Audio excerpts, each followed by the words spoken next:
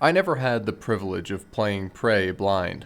At the time of Prey's release, I had recently finished a hellish college semester. I was working at a big-name hardware store and saving what money I could to pay for the next year's tuition. I had built up a backlog of 2017 games including Nier Automata and Mass Effect Andromeda. Prey somehow slipped through the cracks. By the time I played it in 2019, I had completely spoiled the game for myself. I make it no secret that I take heavy inspiration from critics like Joseph Anderson and Noah Gervais. During that aforementioned college semester, the all-nighters were frequent and exhausting. I needed something to keep me awake. Suffice to say, my appetite for content was so great that I ignored my usual crippling fear of spoilers. In my hunger, I watched both creators' videos about Prey multiple times. When I finally played Prey, every mechanic, level, and narrative twist or turn was completely known to me. So you can take it as a glowing endorsement that Prey still managed to surprise me. Its narrative is so intricate and layered that even with spoilers you can still be taken off guard. So sure, I have no idea what it's like to play Prey without spoilers, perhaps a parallel universe as Eric Crosby does, but this also means that I can say with certainty that this game is worth playing even if you know the twist. In the meantime though, what does this mean for you, the viewer? Well, for one, I absolutely encourage you to play this game before watching. I can only wonder at how magical this game would be to play with a mind unburdened by spoilers. However, it also means that I know you can play the game after watching and still have a wonderful time. So unlike my other videos, the spoilers will begin immediately. In this video, I will retell the story of Prey in chronological order. Along the way, I will discuss its mechanics, narrative, level design, and presentation. This means that you, the viewer, can decide exactly how much of the game you want to have spoiled. Of course, my critique is not complete without its conclusions, so I encourage you to return and finish watching when you're ready. With that said, a conclusion is only as good as its thesis statement. So what is mine? Well, I could say that Prey represents the culmination of decades of immersive sim design. Or I might say that Prey is Arkane Studios' crowning achievement. It is, to me, the sort of platonic ideal form of what their games can and should be. These would both be true, and I intend to prove them as well. But my main point is this. Prey is about empathy. Through its gameplay and narrative, this game encourages the player toward empathic behavior. It engages us in a dialogue about violence, oppression, and morality. Strap in, kids. This is going to be a long one. You're the one person who showed me any real kindness, and you can believe I won't forget it.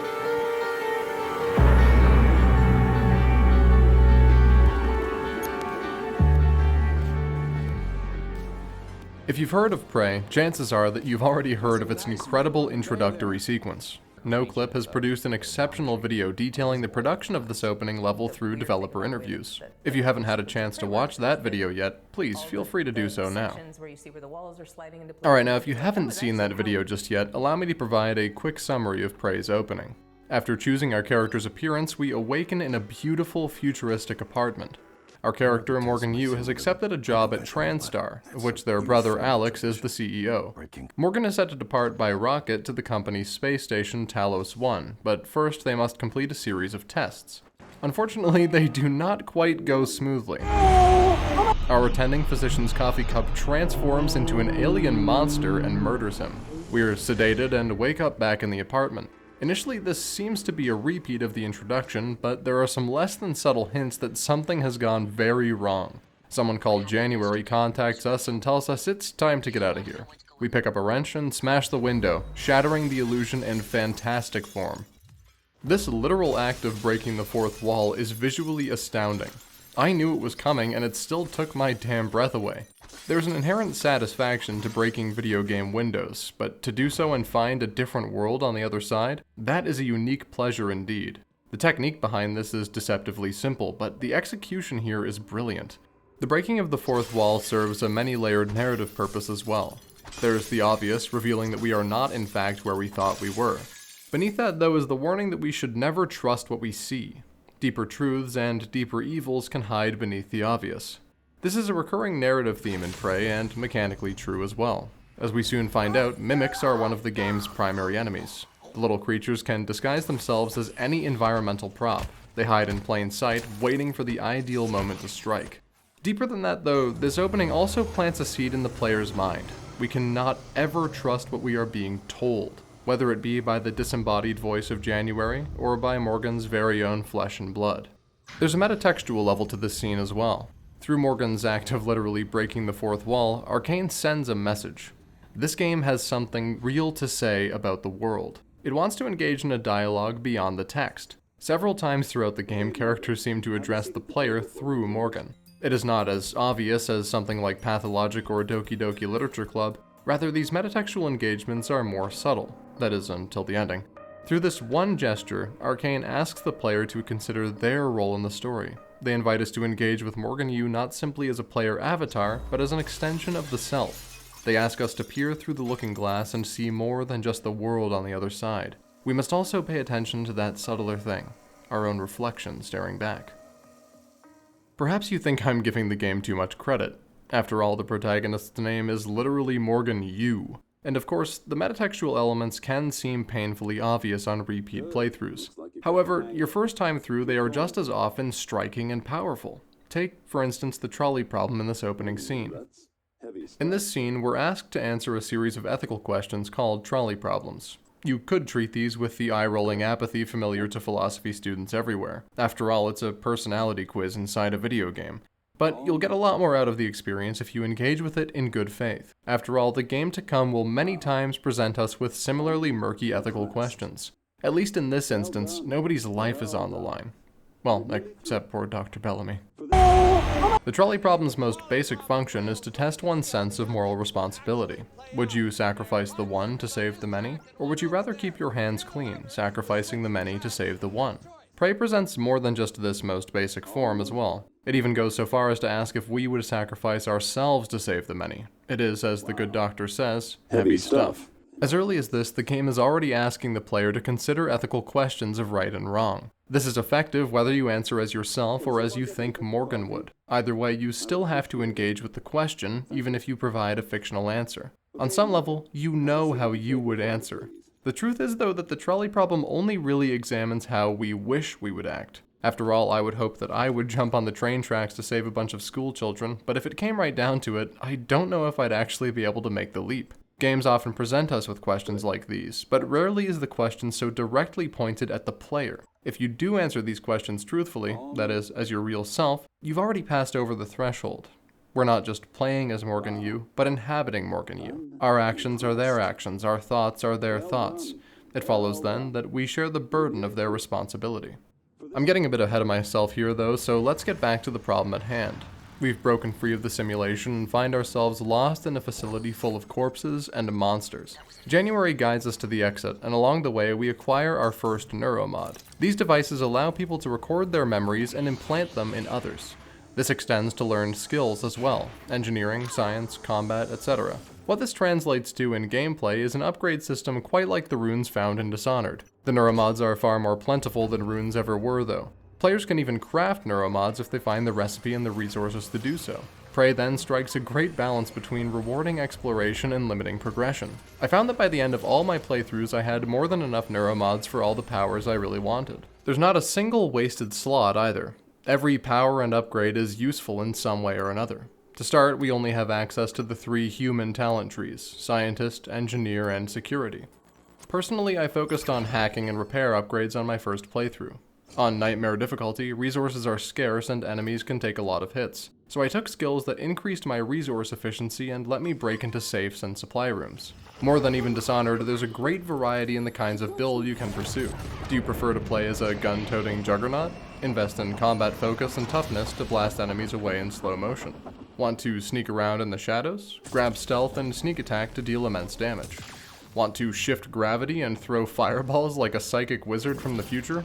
Well, we'll get to that a bit later. The player also finds their first ranged weapon in the neuromod division, the glue gun.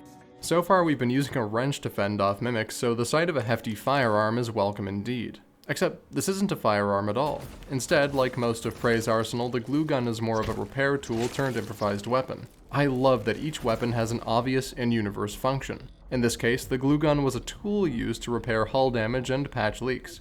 Don't underestimate it though, in gameplay it is useful indeed. The glue gun slows enemies and freezes them in place, allowing us to shatter them for critical damage. Later on, you can even use it to weigh down flying enemies, causing them to drop and take enormous fall damage. Of course, we can use it for its intended purpose too.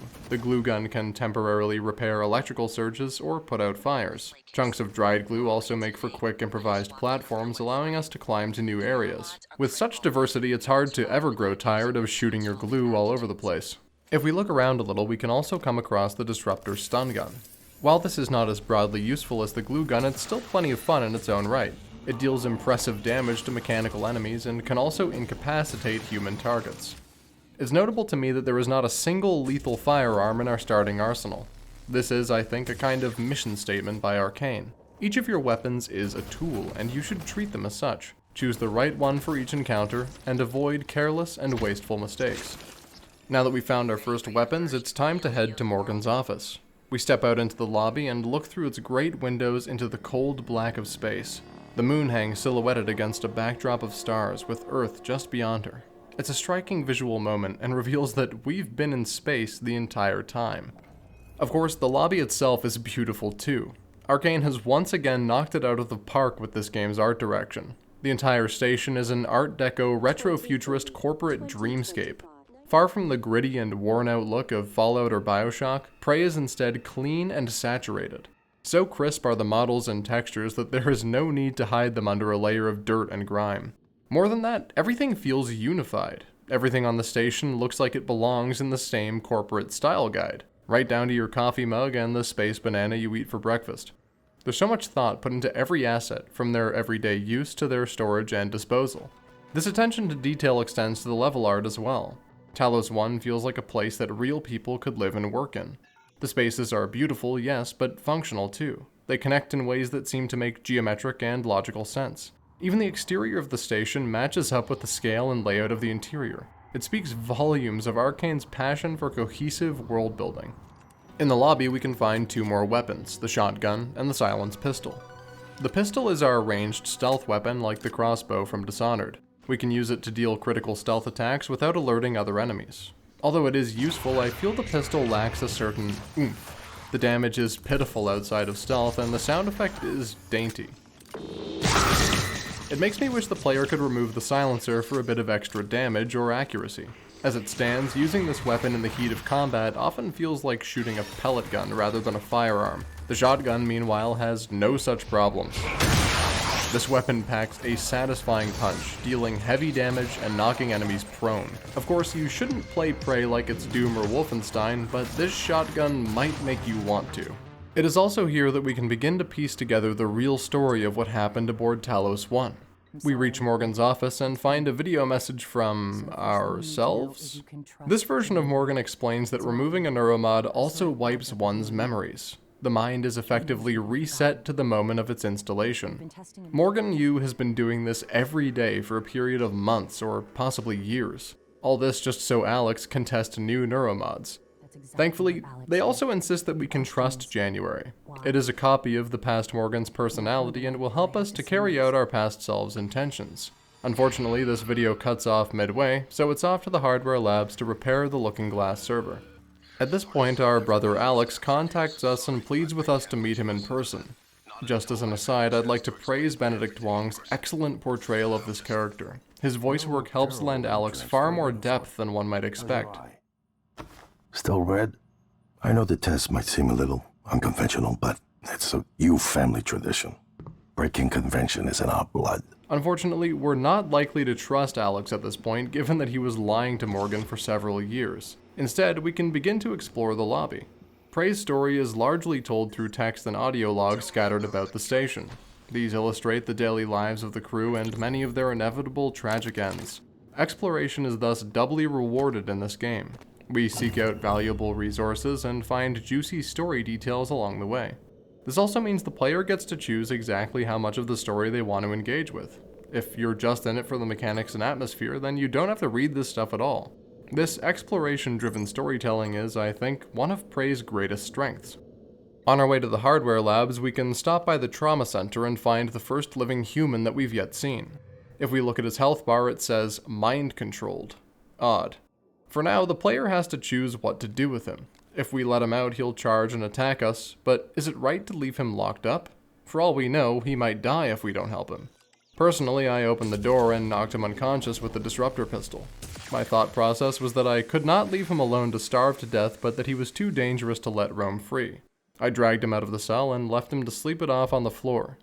This sequence is a light introduction to the kinds of moral choices we'll have to make in the rest of Prey.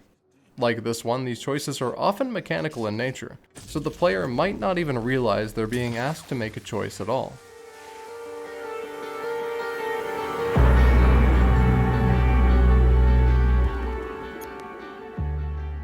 In the next area, the hardware labs, we begin to comprehend the real genius of Prey's encounter design. I haven't spoken much about the enemies just yet, so I'll take the chance to now. The Typhon, as they're called, are a kind of alien hive intelligence that TranStar has been studying aboard Talos 1.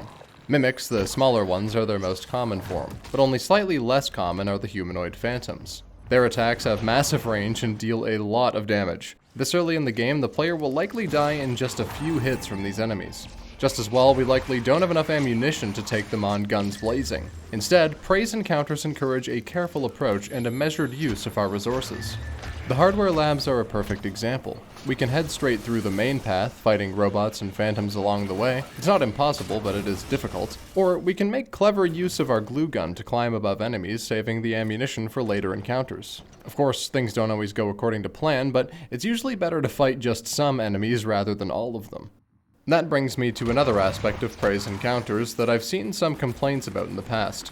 That is that enemies respawn in areas that we've already cleared.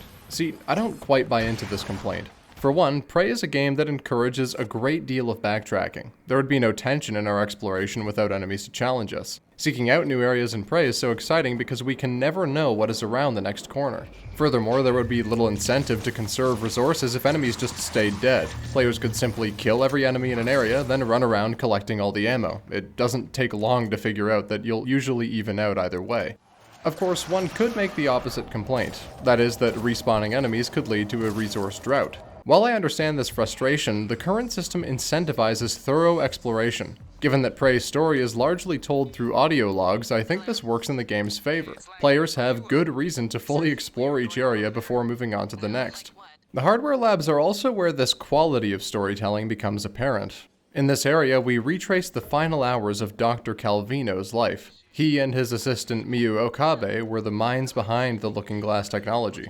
Audio and text logs illustrate their troubled working relationship. Calvino was experiencing memory loss and growing increasingly paranoid because of it. Losing your memories is nothing new on Talos 1, but Calvino never once installed a neuromod. His paranoia turned to frustration, and he lashed out at Okabe. And tragically, this was how their friendship ended, as neither of them survived the Typhon attack.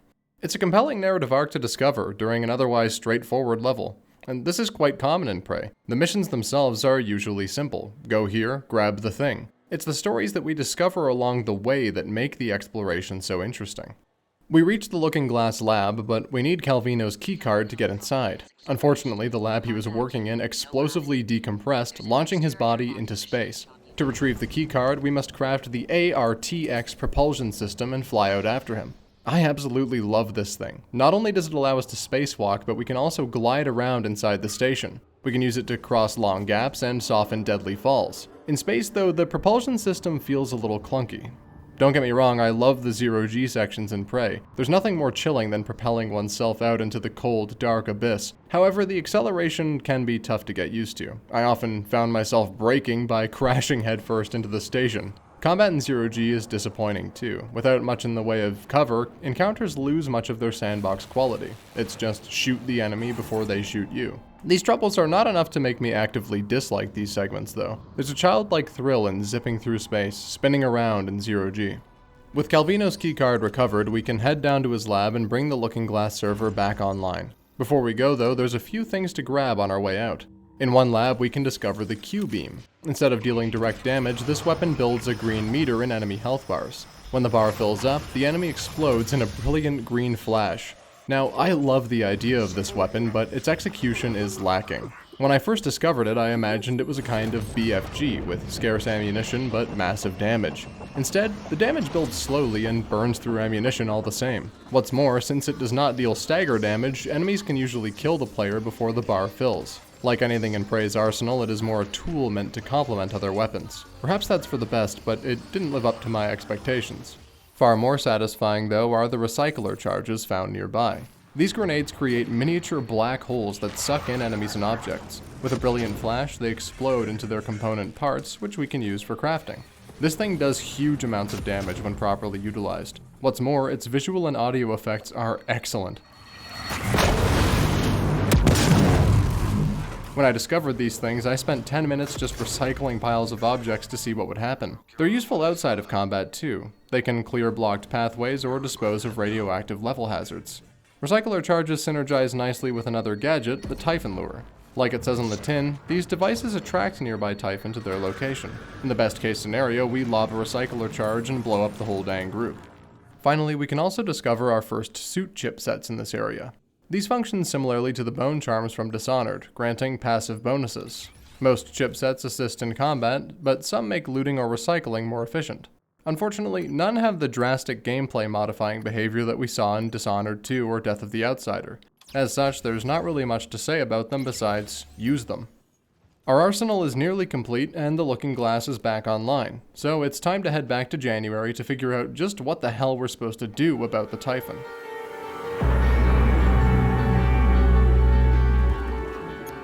Back in Morgan's office, we finish watching the video diary from earlier. This time we hear past Morgan's master plan, to destroy Talos 1 and take the Typhon with it. Unfortunately, the Typhon are not the only living things on the station. There are survivors, the people that lived and worked here. We'd be sacrificing all of them to stop the Typhon. For what it's worth, at least January seems assured that this is the right course of action. After all, if the Typhon were to reach Earth, billions would die. The trolley problem then. Will we doom the few to save the many, or will we choose not to choose at all? To enact this destructive plan, we must first acquire 2 arming keys. We can craft the first using Morgan's personal schematics kept on a server in deep storage. The second, more troublesome key belongs to Alex. For now, we'll settle for just the first. We can deal with our brother later. Unfortunately, the elevator to deep storage is out, so we'll have to take a far longer route. Our path will first take us through Psychotronics. This classified research division was responsible for studying the Typhon's psychic abilities. On our way in, we hear from another operator. December, as it calls itself, is a kind of philosophical opposite to January. It encourages Morgan, and by extension the player, to escape Talos 1 while they still can. We'll talk about that a bit more later on, so for now, let's press on. Here we discover the Psychoscope. This device allows us to scan the Typhon and unlock their unique psionic abilities. Some can conjure flames or electricity, while others can mimic objects and control minds. With a few neuromods, so can the player. But of course, there is a price to pay for power. January warns us that the station's defenses may see Morgan as a Typhon if we unlock too many of their abilities. Much like Dishonored then, there are 2 very unique playstyles in Prey. The first is the largely human playthrough, in which the player focuses on hacking, repairs, firearms, and resource management. The alien playthrough instead sees the player expanding their psychic arsenal. Much like in Dishonored then, we get to define what kind of scientist and human being Morgan Yu is. Are they a cautious, skeptical sort who uses their smarts to avoid conflict? Are they a no-nonsense Gordon Freeman type, shooting their way through problems? Or are they a mad scientist, willing to experiment on their own body in the pursuit of knowledge? It is purely through mechanical expression that we come to craft this identity. Like Dishonored, we feel all the more attached to our protagonist because of it. It helps that many of the powers are great fun to use as well. I'll never forget the joy I felt the first time I turned into a goddamn coffee cup rolling and bouncing along. Or the time I died by launching an electric phantom at myself with kinetic blast. It's these kinds of emergent scenarios that are so unique to immersive sims. My only problem with these powers is that I couldn't use them often enough. Due to the limited amount of psi-hypos, players are unlikely to take risks and experiment. Instead, they might rely on 1 or 2 powers for the entire game. We also find the last 2 pieces of our arsenal here, the EMP charge and the null wave. The EMP temporarily disables electronics in an area of effect. The null wave does the same, but for psychic abilities. These devices are extremely useful in some of the later encounters. We can disable some enemies, giving us breathing room to deal with the others. With these, and the Psychoscope, the player's toolbox is now complete. In Psychotronics, we discover more about the nature of the Typhon and of Transtar's work on Talos 1. The Typhon are a kind of massive hive mind, unconstrained by conventional physics. January explains that they don't even really see humans, nor can they communicate with us. They don't attack us out of malice, but rather because it is in their nature to do so. The Typhon lack mirror neurons, parts of the brain theoretically responsible for empathy. As such, these creatures are physically incapable of understanding the suffering of others. If that's the case, can we even blame them for what they've done? I cannot understate the importance of this moment within the narrative. This is when the game reaches out through the screen, grabs the player by their shoulders and asks, "Do you get it yet? Do you understand what the game is about yet?" It might be a bit obvious, sure, but the important question is the unspoken one. The Typhon did not have a choice in the matter, but we do. TranStar's leaders were fully capable of understanding the suffering of others, and yet, for some, they were no better than the Typhon. Now the game begins to pull back the curtain on TranStar, and on humanity. We find that TranStar was experimenting on prisoners from Earth. And not just the fun kind of experiment where you get paid to do a survey either. No, TranStar tortured and murdered these people. They were death row inmates, sure, but do their crimes excuse their horrific treatment? Well, the game will let the player decide for themselves. In one of the labs, we find just such a prisoner still locked within the staging area. He begs us to let him out, assuring us that he'll give us the code to a nearby armory in exchange. However, if we look at his background, we discover that his crime was human trafficking. Is this someone who deserves to live? Can we trust him to roam the station unchecked, or is it better to let him starve to death in the chamber? There are a great many factors to consider. Myself, I decided to handle him the same as the mind-controlled patient from earlier. I let him out, grabbed the door code, then knocked him unconscious. That way at least he wouldn't be a danger to the other survivors. It's notable that the first human we can speak to is also the subject of such intense moral scrutiny. Soon that scrutiny will turn toward our protagonist and eventually the player. Let me tell you, the choices do not get easier from here.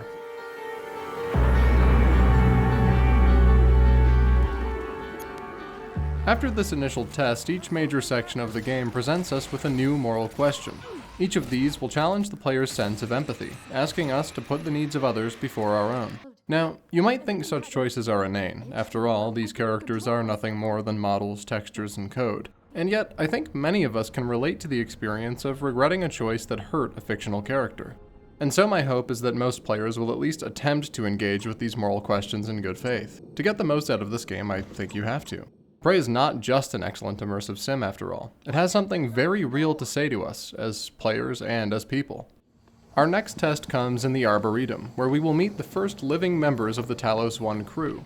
To reach this point, we've had to make a zero-G trip through the guts. This is an enjoyable section, but one with very little to discuss, hence my skipping ahead. We've encountered several new enemies by this point, cystoids, weavers, and possibly technopaths, but none are so intimidating as what comes next.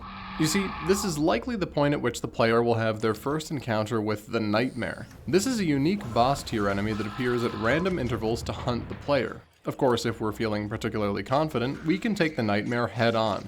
More likely though, you'll encounter it when you're already in a desperate situation. And I like that feeling of the desperation. Oh god, he's right there. For now, the Nightmare will leave on its own, but I'll take the opportunity to talk about it now. I have mixed feelings on the Nightmare, being honest. On the one hand, I love its imposing size and the horrific sounds it makes. Arkane deserves credit for including an enemy that terrifies even experienced players. Yet, it seems most often players simply hide in one place until the thing decides to leave. It's just not very fun to sit in a corner for 3 minutes listening to the damn thing stomp around outside. And now that's partially on the player, sure, but there are ways to mitigate this behavior. A detection meter could run down the longer the player stayed hidden, like the one that the Typhon already have. This could allow players to escape early if they could stay out of sight. With that said, the Nightmare is terrifying every time. Actually killing it feels like a genuine achievement, so I must admit its inclusion does achieve its intended purpose.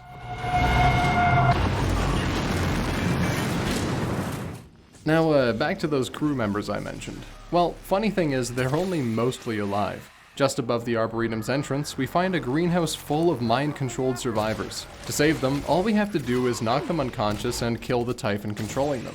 Easy, right? Well, not so much.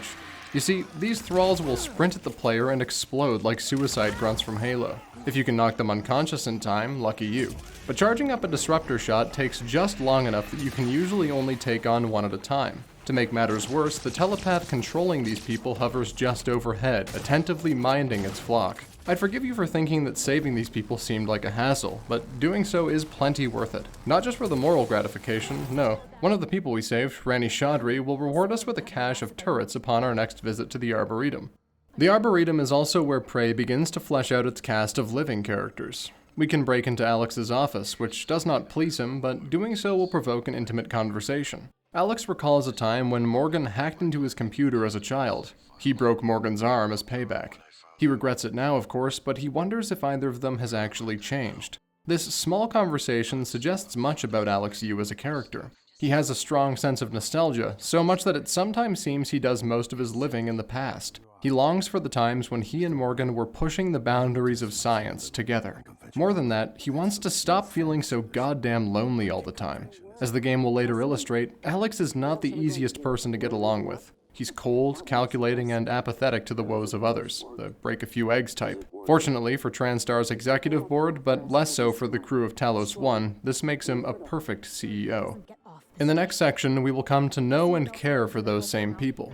Chief Archivist Danielle Sho has voice-locked the way to deep storage, so we head to the crew quarters to find voice samples from her transcribes. It is largely through Danielle and her partner Abigail Foy that we come to understand the daily lives of the crew. Like most of us, these people did not spend all their time working. They drank together, sang together, and played video games together. Hell, they even tried their hand at a Dungeons & Dragons campaign. Some of them fell in love, while others had to leave love behind.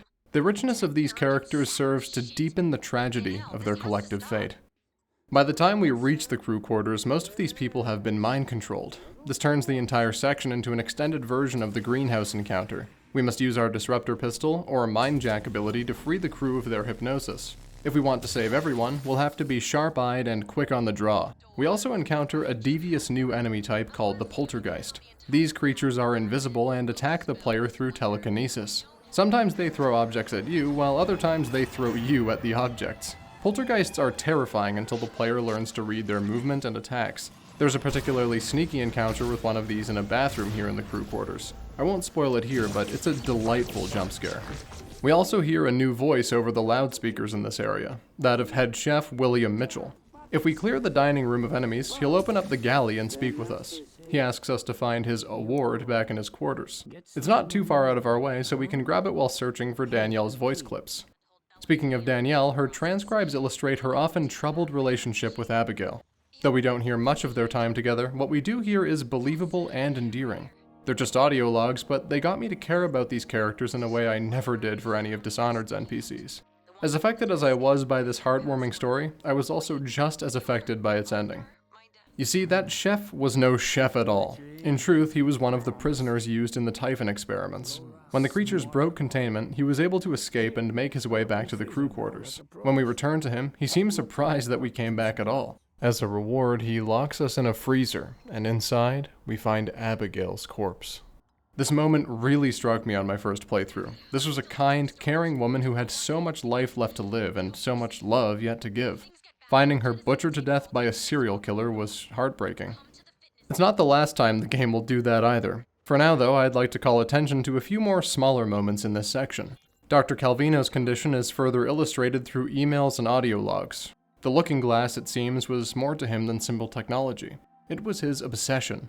If combined with neuromod technology, he believed he could use it to relive memories of his late wife. Calvino did see her again in the end, but not in the way he expected. You see, many of the crew were having hallucinations they couldn't explain. Given what we know of the Typhon, it's likely that this was some kind of psychic projection on their part. It wasn't limited to Talos 1 either. We can find a drawing of a phantom sent from Earth by one of the crew members' children. But these hallucinations weren't all bad, at least. In one such dream, Calvino was able to see his long-lost wife again. In his audio log, he recounts the experience as beautiful and heartwarming. It seems then that the Typhon are not completely evil. Perhaps unintentionally, they gave this man the one thing he had been dreaming of for years. It's not just the crew we can learn more about here, though. We can also find out more about our brother Alex. If we search his cabin, we find emails practically begging him to attend his fitness training. His interactions with employees are infrequent and usually negative. In fact, he even seems so paranoid as to have them spying on each other. All this paints a tragic picture of a man. He is experiencing crippling loneliness, paranoia, and depression, and yet it's hard to feel bad for him in the end. After all, he's responsible for the torture and deaths of dozens, if not hundreds of people. All this just to push the boundaries of science. If we explore Morgan's cabin, we can learn more about their past as well. Notes left by Morgan about other employees illustrate a mind burdened by their work. Regret seeps in as they describe their failed relationship with Michaela Ilyushin. Morgan had loved her, truly, but had to end things when the neuromod trials began. After all, Morgan might not remember her when they were done. Better, then, to spare her the pain of being forgotten. However, Morgan's secrecy led Michaela to assume her chronic illness was the cause of the breakup. It seems that misunderstanding weighed heavily on Morgan. At least at some point, Morgan cared very deeply about the crew of Talos 1. Sure, our present goal is to blow the station to Kingdom Come, but we can still do our best to ease the suffering of those people that are still alive. When we finished gathering Danielle's voice clips, we can actually meet her face to face. She's been hiding in the access tunnels outside the station until help arrives.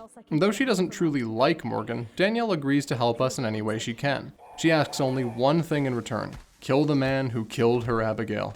We fight or sneak our way back to deep storage, and there we do a bit of investigating, then grab the arming key fabrication plan. Alex now realizes that Morgan is intent on destroying Talos 1. He puts the station into full lockdown, sealing every door and airlock. Danielle comes to the rescue and helps Morgan escape by way of an ejectable data vault. Unfortunately, there's not much to hang on to, and the trip knocks Morgan unconscious.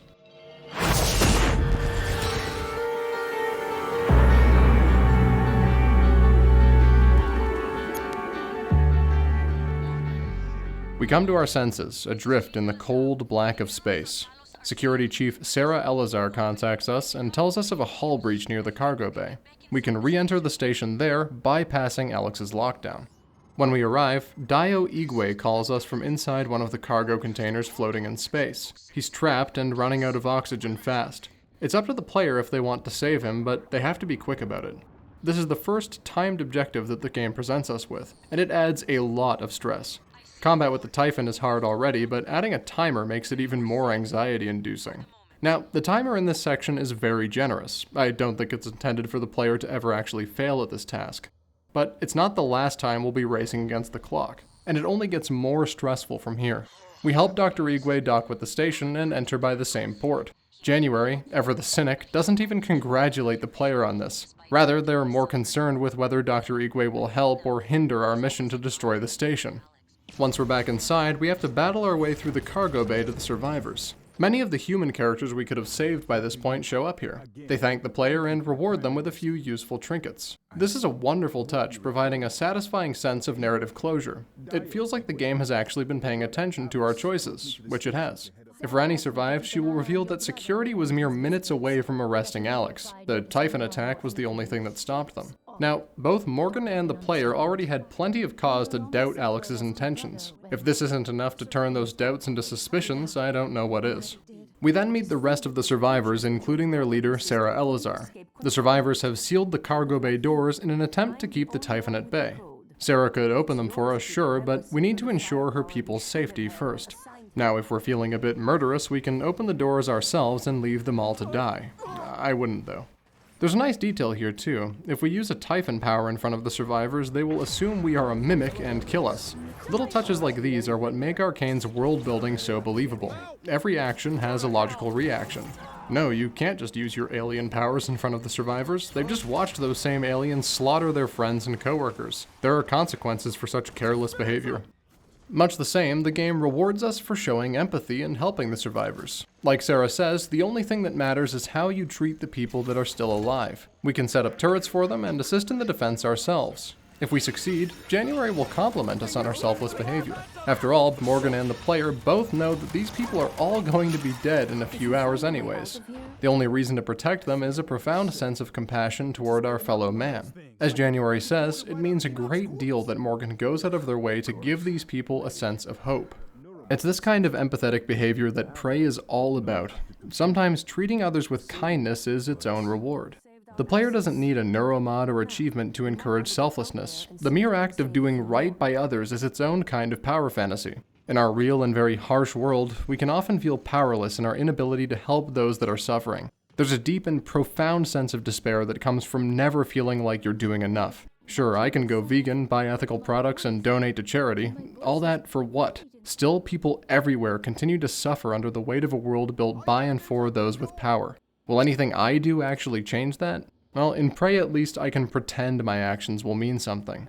It's nice to feel like I can actually help somebody, even if, at the end of the day, it's only a simulation. Morgan, but just remember, the only thing that matters is how you treat the people that are still alive.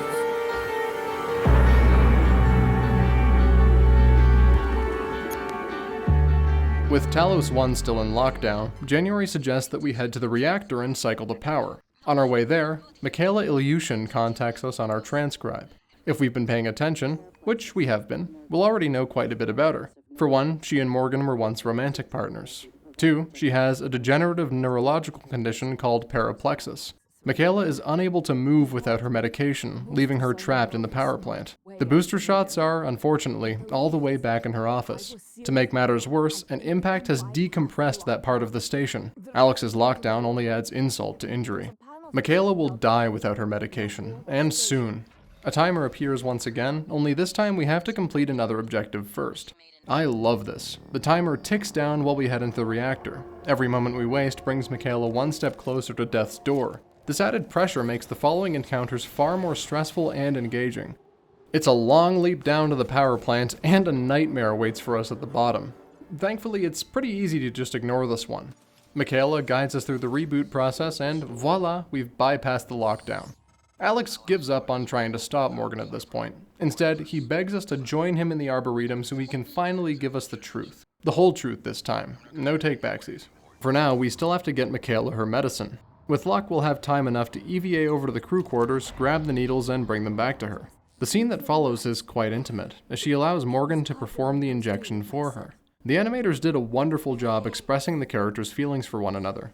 With only first-person animation, the animators communicate their past connection and present sense of alienation. This act of generosity takes January by surprise.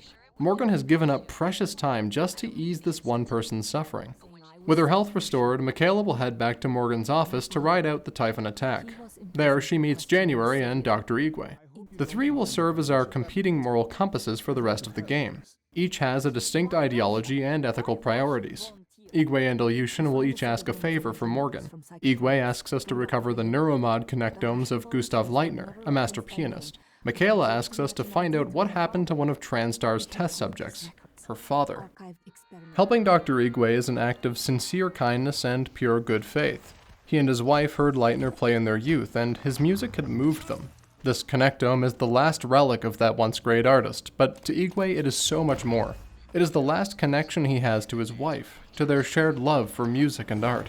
Finding this thing for him demonstrates that Morgan cares deeply for their crew. Perhaps fragments of the Morgan they once knew still linger. This act, then, is a pure demonstration of our empathy, as protagonist and as players. Michaela's task, though, is far more complicated. When we finally discover what happened to her father, we may not think it right to tell her at all. You see, like most of the prisoners on Talos 1, Transtar used Michaela's father for research on the mimics. The experiment that killed him was violent and painful, and our protagonist is to blame. Morgan was the scientist overseeing the experiment that day. Morgan gave the green light. Morgan killed Michaela's father. Is that something we want her to know? We could purge the files, hiding the truth and sparing her the gory details, or we can send the recording to Morgan's terminal and listen to it alongside her. She's angry, of course, but she'll eventually come to forgive Morgan. Michaela believes, or perhaps hopes, that this version of Morgan would never have done such a thing. If it wasn't clear before, it is now. Transtar is evil. Morgan and Alex were both complicit in and responsible for these crimes. We now see just how far they were willing to go in the pursuit of science. Of course, corporations exploiting human beings in the name of progress is no fiction at all. Transtar represents just such corporations. Their leadership insists that they know what is best for you, the worker, and for humanity as a whole. After all, neuromods could do so much good, couldn't they? Isn't it worth torturing a few prisoners to give humanity the gifts of knowledge and immortality? Well, sure, for the rich who can afford such things, it's easy to justify. For the laborers and prisoners who suffer and die on Talos 1, well, not so much. See now, Prey does right what Dishonored 2 did so wrong. This game makes its ethical and political themes very clear. It names its target. Transtar can stand in for any modern corporate oppressor. The critique applies whether they're selling smartphones, video games, or spaceships. That is, that those at the bottom of the ladder will never see a lick of the billions their CEOs rake in. Prey demonstrates just how low corporations are willing to go in the name of progress and profit. They'll tell you it's all in the name of scientific advancement or that it's all for your own good. They might even believe it themselves. But at the end of the day, the rich will stay rich and the poor will stay unhappy. Is it worth it? The people that come after us will be smarter, stronger, immortal. They can judge us if they want. But they'll know they exist because of the things we did. I'm ready. Do it.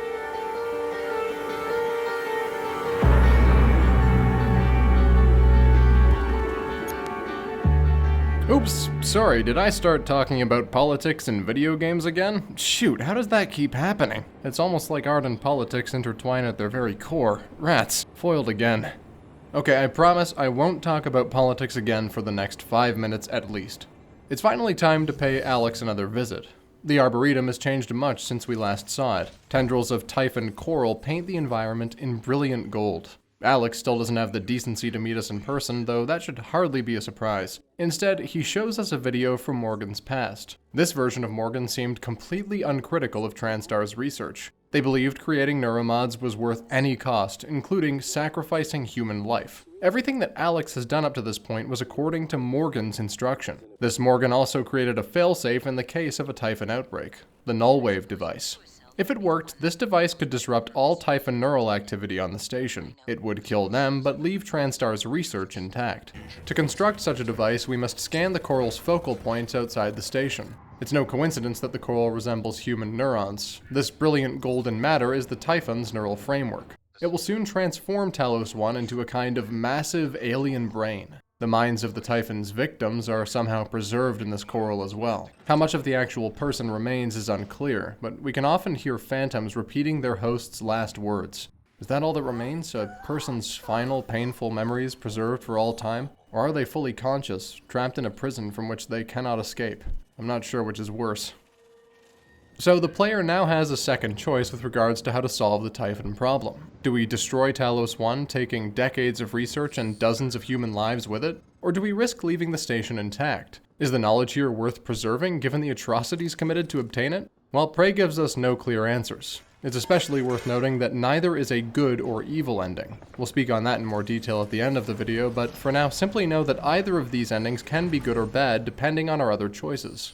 There's actually a third ending accessible at this point too. If we followed December's instructions, we will have found a keycard labeled EP-101. This keycard will unlock an escape pod above the Arboretum and allow us to flee the station. Going back to the trolley problem, this ending falls into the refusing to make a choice category. December, or the Morgan that created it, seems completely apathetic to the suffering of others.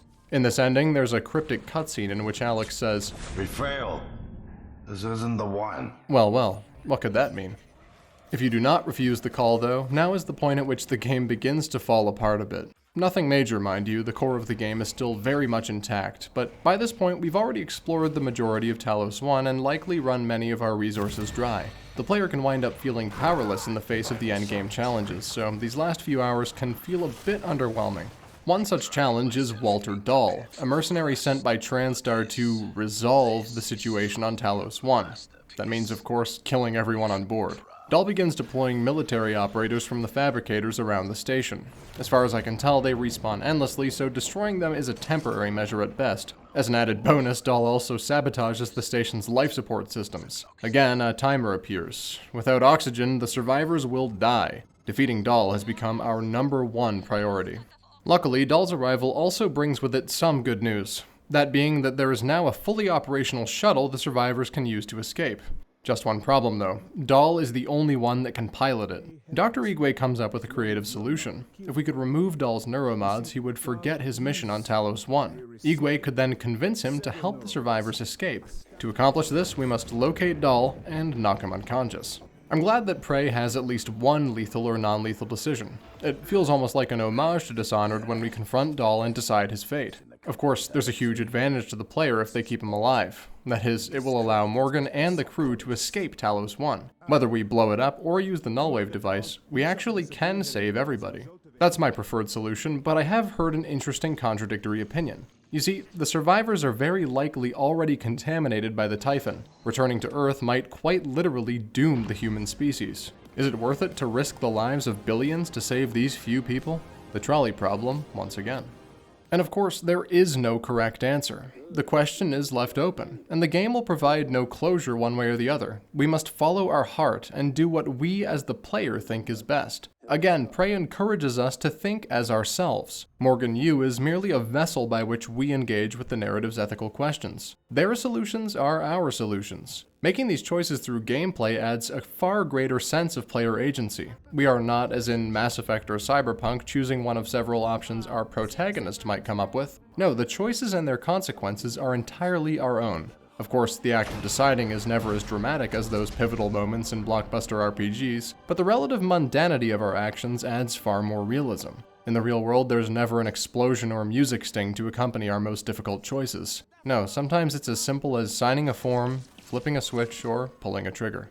With Dahl dead or amnesiac, we repair the life support and save the crew once more. The survivors will move there for safety soon after. Now, all that remains is to head to the Arboretum one last time and get that arming key.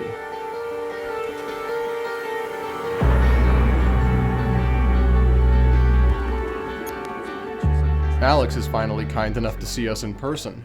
He'll give Morgan the arming key, but we have to hear him out one last time. You see, Alex once believed, as the player might, that TranStar's research was far too dangerous to let continue. Morgan knew as well as he did how destructive a typhon outbreak could be. But it was Morgan that convinced him the potential gains far outweighed the cost.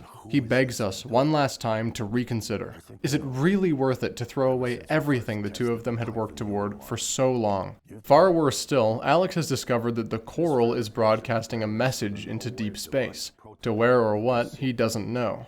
He gives us the fabrication plan for the nullwave device and begs us to use it. Then, as though on cue, a massive typhon creature appears and latches onto the station. The impact disables the station's artificial gravity and knocks Alex unconscious. If we're feeling generous, we can grab him and place him in his safe room to sleep it off. We get the arming key and head off in one of two directions. If our intention is to use the nullwave device, we head for psychotronics and place the device at the heart of the coral. Otherwise, we can return to the power plant and begin the self-destruct sequence. Of course, nothing is ever quite so simple as that. Both options require confirmation from the bridge, where Alex and January are waiting for us. The two have a final debate about the merits of preserving or destroying Talos 1. If we try to use the nullwave, January will knock Alex unconscious and attempt to convince the player to change their mind. If we activated the self-destruct mechanisms, Alex will instead kill January and try to talk us out of it. Of course, this being an Arkane game, we can intervene in either scenario. We can kill Alex, kill January, or kill both of them, removing the final obstacles in our quest to stop the Typhon. This is it then, the pivotal moment of player choice. We must consider all we have learned about TranStar, Morgan, Alex, the Typhon, and the Neuromods. Is Talos 1 worth saving? In stark contrast to Death of the Outsider, here there is no good or evil option. If we saved the crew and helped them board the shuttle, they'll survive either way. The question then is which option has the best long-term outcome for humanity? Personally, I chose to use the nullwave device. My reasoning was as follows. Destroying the station wouldn't necessarily guarantee the Typhon's total annihilation. We already know the Typhon can travel through space, and that a single cell is enough to cause an outbreak. Therefore, I wagered that the nullwave was the safer option. If their connection to the coral was severed, the Typhon would not be able to communicate. Even if some of them, like the Apex, were still waiting in deep space, the ones on Earth would not be able to reach them. Destroying the station would also mean destroying all evidence of TranStar's crimes. The victims of those crimes and the people they left behind deserved some kind of closure. TranStar, I thought, should have to pay for what they've done. My good friend Brandon had a different idea. I spectated an entire playthrough of his while working on this video. In the end, he chose to destroy Talos 1. When he confirmed the self-destruct sequence, the game prompted him to escape, but instead he chose to wait. I asked him why, and he said that he felt that Morgan should have to bear this responsibility. After all they'd done, after all the suffering they'd caused, it was only right to stay behind and go down with the ship. In both outcomes, the ending cutscene is extremely brief. There are a few variations depending on our choices, but they are small indeed. In the end, we see Talos engulfed by either a fiery explosion or the brilliant yellow flash of the nullwave. Then the credits roll. Don't worry though, we're not done just yet.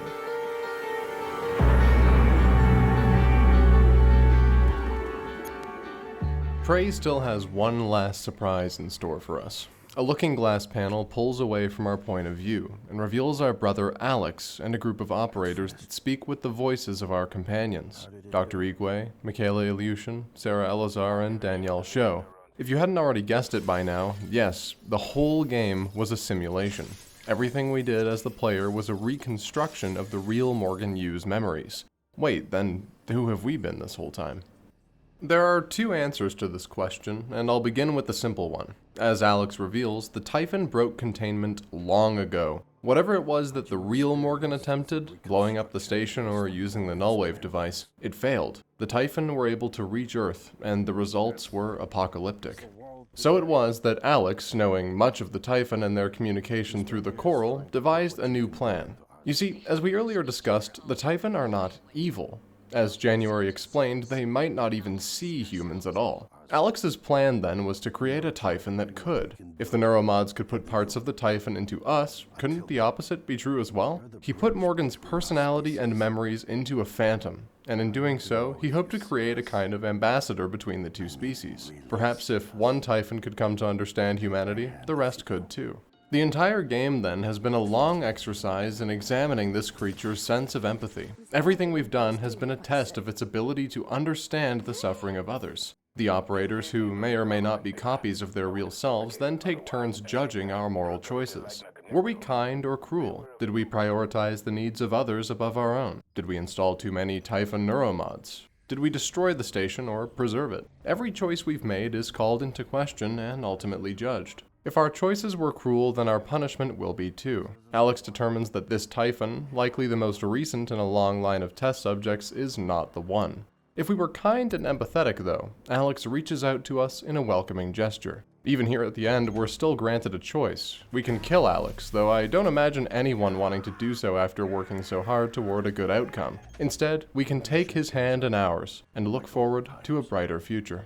So, Prey does have a chaos system after all. In fact, the morality in this game is far more nuanced than Dishonored. Rather than a simple high or low chaos ending, each of our choices are weighed against one another. Sure, it's still a question of whether we were mostly good or mostly evil, yet I find the sheer amount of detail in this ending far more satisfying. It feels more personal and gratifying to have each of our choices praised or criticized. That leads me to the second answer to the question of, who have we been this whole time? You see, this final reveal has not told the player anything they didn't already know. We were in a simulation the whole time, sure, but you already knew that. You've known it the whole time you've been playing, and any time you've played any video game at all. Prey's masterstroke is in calling attention to the fourth wall before fully breaking it. All along, the game has been speaking to the player through Morgan. The answer, then, to who we've been all along is ourselves. This is why I earlier said that you'll get a lot more out of this game if you engage with its moral questions in good faith. If you do, you may find that the game responds in kind. It will engage with you, the player, and illustrate the consequences of your choices. All those consequences, good or ill, are yours to bear.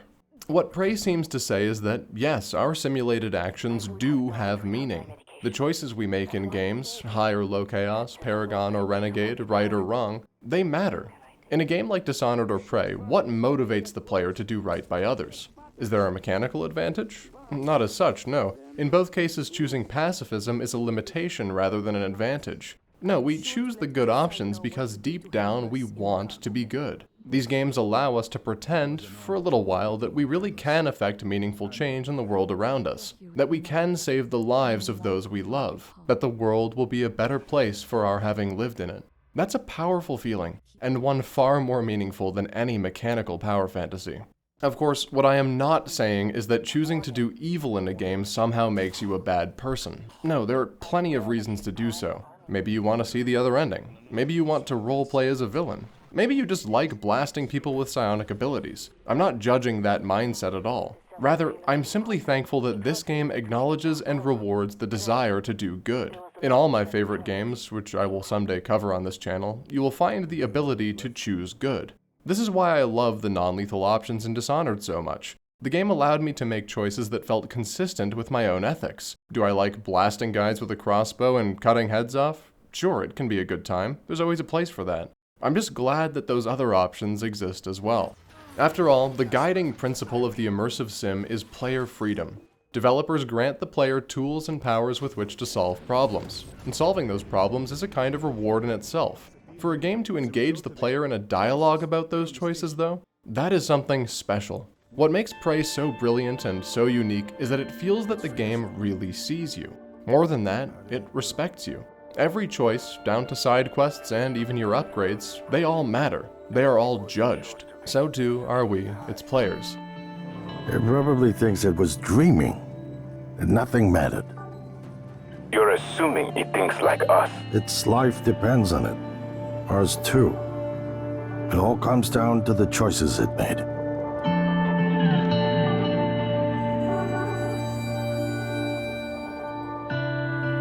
What's clear to me is that Prey represents Arkane Studios at the top of their game. Like Dishonored, this is one of the greatest games that I have ever played. No other game Arkane has developed delivers so confidently in all departments: mechanical, audiovisual, and narrative. All elements of Prey's design coalesce into what I can only describe as a masterpiece. Talos 1 is one of the greatest game worlds ever produced. Its design is both enjoyable as a gameplay space and believable as a real workplace.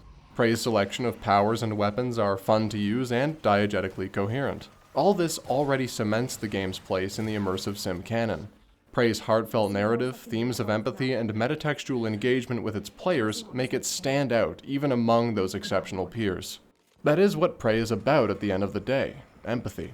The game teaches us that we don't need a wrench or a shotgun to solve our most difficult problems. There is a more powerful tool in our arsenal, and it's one we all share: the ability to understand the suffering of another and choose to do what is right. That is the power of empathy.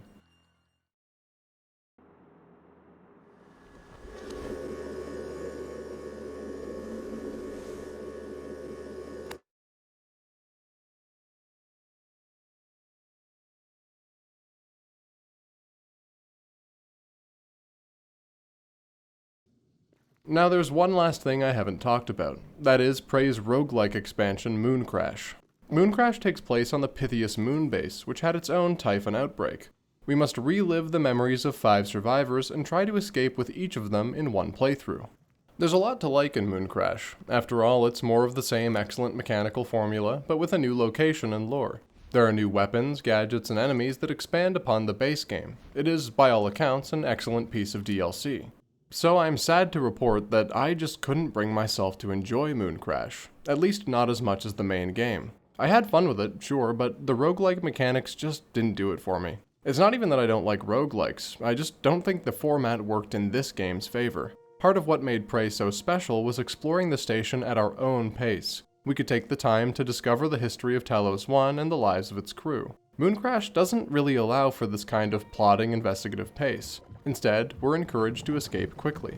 There's a corruption meter that builds slowly through each of our runs. It only resets if every character escapes or dies. If the timer runs out, we fail and have to start over from the beginning. It could just be me, but this time limit did not play well with my anxiety. I found myself unable to take as much time as I wanted to explore. All that is to say that I don't have much at all to say about Mooncrash. I didn't even finish it. I have to apologize to anyone who was hoping to hear my thoughts on it. Instead, I'll point you to Errant Signal's video on the subject. He seems to have enjoyed it far more than I did, and gives a better analysis than I ever could. So with that out of the way, what's next? Well, for now at least this is the end of the Arkane lore series. With Deathloop delayed until September, so too must I delay my planned 5th episode. Who knows, by then I might not even want to make a video about it. It depends on whether or not the game impresses me. If history is anything to go by, it probably will, and if it does, then hopefully I'll have something insightful to say about it. What I am not interested in, though, is making a video about a game that I do not enjoy. So, we'll all just have to wait and see how it turns out. With that in mind, what's next for me, for the channel? Well, I have a few projects in mind. For one, I've been putting together notes for a video on Control and its literary influences in particular. I expect that will be next. After that, though, well, it's up to you. I'll be putting up a poll with several potential videos that I'd like to make. I intend to make all of them eventually. The question is simply which one you would like to see first. If you have any suggestions, please feel free to leave them in the comments. Finally, I'd like to call attention to a few things, the first being the Patreon. If you have the means to do so, I would truly appreciate your support. Making these videos takes an enormous amount of time and effort. Every contribution goes towards making these videos better. Through generous Patreon donations, I was able to buy a proper boom arm and shock mount for my microphone. Up next is a proper sound isolation setup to reduce echo. That should help increase my audio quality. So please, if you like what I'm doing here, consider making a donation at the link in the description. I'm also starting a podcast, as I've been told all good YouTubers should. You can find the link to this podcast in the description. It features myself and my good friend Jake Clark, who has played only 2 video games to completion in his life. In each episode, he'll bring me the title of a game, and I will attempt to explain its mechanics, narrative, and cultural impact to him in a reasonably timely manner. It's been fun to record, and I'm excited to see what you all think of it. You can find the Gamesplaining podcast on YouTube or on your favorite podcatcher. We'd love to hear your thoughts. You can also follow me on Twitter at Eric_R_Crosby and join the Discord at the link in the description. If you have too many thoughts for a YouTube comment, please feel free to join up and discuss my videos there. I've also been hosting semi-regular game nights that you too can take part in if you're so inclined. With that, I'd like to end by saying thank you. First, to the generous folks who are already donating on Patreon. Your support means so much more than you know. Second, I'd like to say thank you to everyone who has watched my videos and subscribed. I never anticipated how many people would actually see these. It means the world to me that so many of you care about what I have to say. So, thank you to all of you. You've made this all so worthwhile. See you next time.